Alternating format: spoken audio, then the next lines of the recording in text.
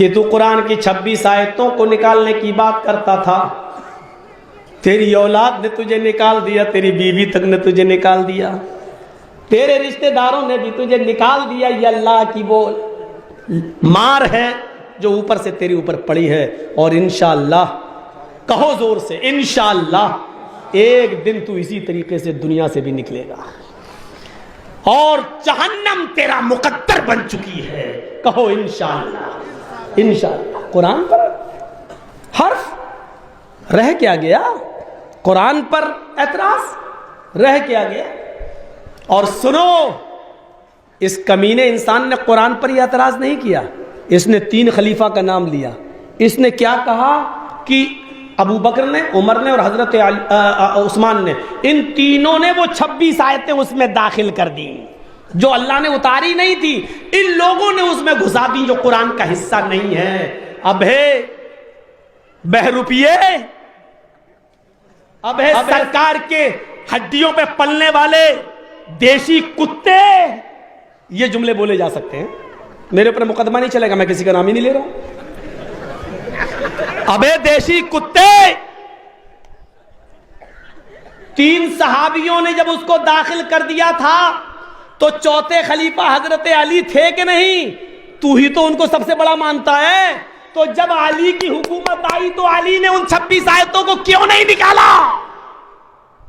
اگر مسلمان مجرم ہوئے تو تیری نظر میں تو علی بھی مجرم ہوئے، جب وہ خلیفہ بنے، پاور ان کے پاس آ گیا، طاقت ان کے پاس آ گئی، تو ان کو نکالنا چاہیے تھی نا، تو انہوں نے کیوں نہیں نکالا؟ اس کا مطلب جن آیتوں کو علی نے خلیفہ بننے کے بعد نہیں نکالا، تو ان آیتوں کو تو نکالے گا، تیرا مولا علی نہیں نکال سکا، تو یہ بیچارے پیشاب کر کے اور لیٹرین کر کے جو دھونے کی تمیز نہیں جانتے، یہ نکالیں گے، یہ قرآن کی 26 آیتوں کو نکالیں گے۔ تو بھونکتا رہے کتوں کی طرح، کچھ نہیں ہونا۔ قرآن اپنی اصلی شکل میں باقی رہے گا، قیامت کی صبح تک باقی رہے گا، اس لیے کہ اس کو سرکار کی طرف سے ڈالی گئی ہڈیوں پہ پلنے والے کتوں نے نہیں نازل کیا، اس کو نازل کرنے والی ذات اللہ کی ہے۔ انا نحن نزلنا الذکر وانا لہ لحافظون، ہم ہی نے اس قرآن کریم کو اتارا ہے اور ہم ہی اس کی حفاظت کریں گے۔ اور سن لو، اگر یہ غلطی کسی نے کی، قرآن کریم کی 26 آیتیں تو چھوڑو، 26 لفظ بھی نہیں نکال سکتے، اور 26 لفظ تو چھوڑو، ایک لفظ بھی، اور لفظ تو بہت دور کی بات، ایک نقطہ بھی اگر کسی نے بدلنے کی کوشش کی اور ہٹانے کی کوشش کی، رب کعبہ کی قسم، اس ملک کے اندر قیامت برپا ہو جائے گی، اس ملک کے اندر خون کی ندیاں بہ جائیں گی، اس ملک کے اندر قیامت برپا ہو جائے گی۔ قیامت، یہ اگر نہیں یقین آتا ہے تو آزما کر دیکھ لو، ایک نقطہ بھی اس کا نہیں بدل سکتے، اللہ کی طرف سے نازل ہوئی ہے۔ جہاں میں نے یہ تقریر کر رہا تھا، وہ دستار بندی ہو رہی تھی بچوں کے سر پر، میں نے کہا میں نے مان لیا، 26 آیتیں نکال دی گئیں، چلو میں نے مان لیا، پوری دنیا کی کتابوں کو اکٹھا کر کے لے آؤ، چلو لاؤ، ہم بھی لاتے ہیں، وید لاؤ، رامائن لاؤ، گیتا لاؤ، بائبل لاؤ، انجیل لاؤ، تورات لاؤ، زبور لاؤ، سب لاؤ، ہم بھی لاتے ہیں قرآن۔ چلو اگر ہے ہمت تو میں چیلنج دیتا ہوں، آنکھ میں آنکھ ڈالو مولانا جرجیز کے، ہے ہمت تو آؤ، آنکھوں سے آنکھیں لڑاؤ اور لے کر آؤ اپنی اپنی کتابیں، ہم بھی اپنی کتاب لے کے آتے ہیں، اور آؤ آگ لگاتے ہیں ساری کتابوں میں، اور اس کے بعد دیکھ لیتے ہیں کیا بچ گیا ہے۔ تم بھی اپنی کتابیں جلاؤ، ہم بھی جلاتے ہیں، اور پھر دیکھتے ہیں بچتا کیا ہے، جو بچ جائے اسی کو تم بھی مان لو، ہم بھی مان لیں، بات ختم۔ جو بچ جائے، جو تمہارے مٹانے کے باوجود نہ مٹ سکے، سمجھ لو کہ وہی آکاشی مذہب ہے، اسلام ہے، وہی سچا دھرم ہے۔ آؤ اس بات پر فیصلہ کر لو، ہمیں معلوم ہے یہ فیصلہ نہ تم کرو گے نہ تمہارے بڑے، نہ اس کو سفید کپڑے پہننے والے کریں گے نہ بھگوا دھاری، اس چیلنج کو کوئی قبول نہیں کر پائے گا۔ ہمیں معلوم ہے نہ تلوار تم سے اٹھے گی نہ چلے گا کھنجر، یہ بازو ہمارے آزمائے ہوئے ہیں، یہ بازو ہمارے آزمائے ہوئے ہیں۔ اگر یقین نہ آئے تو آؤ، مولوی جرجیس قرآن لے کے آتا ہے، تم وید اور رامائن اور گیتا لے کے آؤ، عیسائی انجیل لے کے آئیں، یہودی تورات لے کے آئیں، بدھ لوگ बुद्धिज्म लेकर आए, सिख लोग गुरु ग्रंथ लेकर आए। आओ अपने अपने धर्म के मानने वाले अपनी किताबें लेके आए और एक मैदान में रखकर उसको जला दें, पेट्रोल डालकर, डीजल डालकर आग लगा दें। सब किताबें जल गई। अब पूछो कि कौन सी किताब बाकी है, कौन सी किताब बचेगी? जो बच जाए वही इस्लाम, वही सच्चा धर्म है। आओ मान लें।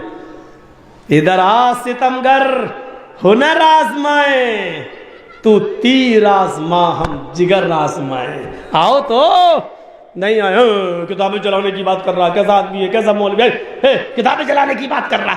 अरे आओ मिटाओ, दफन करो, जलाओ, फिर देखो बाकी क्या रहता है। तौरात जल जाएगी, कोई यहूदी उसको दोबारा लिखने की ताकत नहीं रखता। इंजील जल जाएगी, दोबारा वो लिखी नहीं जा सकती है, दोबारा वजूद में नहीं आ सकती।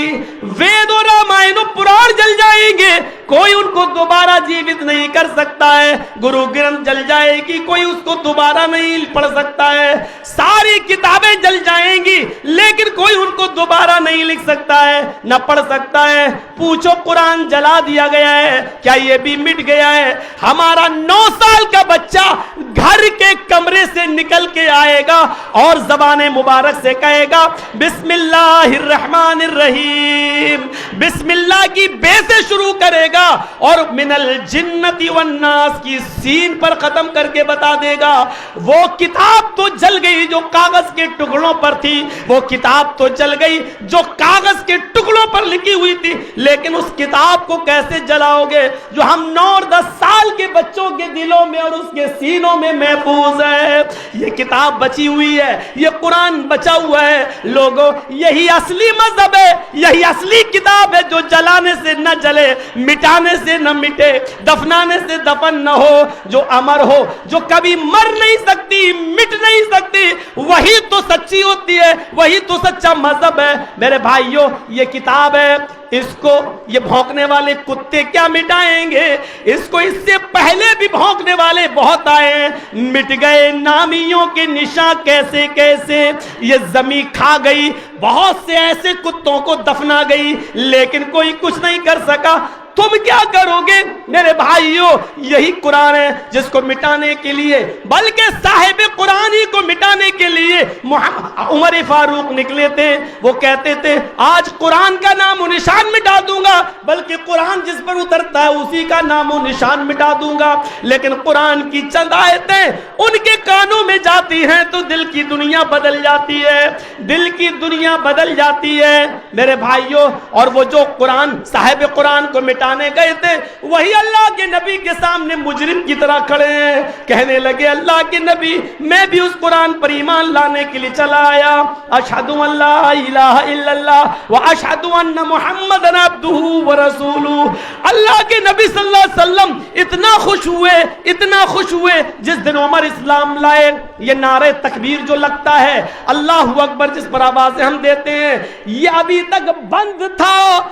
जिस दिन उमर इस्लाम लाए, सबसे पहले अल्लाहु अकबर का नारा उमर फारूक के इस्लाम लाने के बाद लगा। जब उमर फारूक ने कलमा पढ़ा तो पहली बार जोर से तकबीर बुलंद हुई, तकबीर अल्लाहु अकबर, अल्लाहु अकबर की आवाज वहां से आई। अल्लाह के नबी ने फरमाया, आई उमर, आज तुम इस्लाम लाए हो, मैंने परसों ही अपने रब से ये दुआ की थी, अल्लाहुम्मा अय्यदिल इस्लाम बि उमर इब्न खत्ताब। अल्लाह इस्लाम को उमर इब्न खत्ताब के जरिए ताकतवर बना दे। अल्लाह इस्लाम कमजोर है, हमें उमर दे दे, मैं तुझे इस्लाम को मजबूत बनाकर दे दूंगा। अल्लाह ने आज मेरी दुआ सुन ली है। बहादुर सहाबी ईमान ला चुका है। अब उससे पूछा गया, तुम्हारी ख्वाहिश क्या है उमर? आज मैं बहुत खुश हूं, बताओ तुम्हारी ख्वाहिश क्या है? आज तुम्हारी तमन्ना मैं पूरी करना चाहता हूं। तो उस बहादुर की बहादुरी भरी तमन्ना देखो। कहते हैं हजरत उमर, अल्लाह के रसूल मेरी तमन्ना पूरी करेंगे? कहाँ, बोलो क्या है? कहा अल्लाह के रसूल अभी तक आप नमाज कहाँ पढ़ते हैं? कहा इसी ज़ैद इब्न अरकम के घर में पढ़ता हूँ, छुप छुप के पढ़ता हूँ। फरमाया कितने लोग हैं? कहा 39 लोग हैं, 39, मैं लेके 40।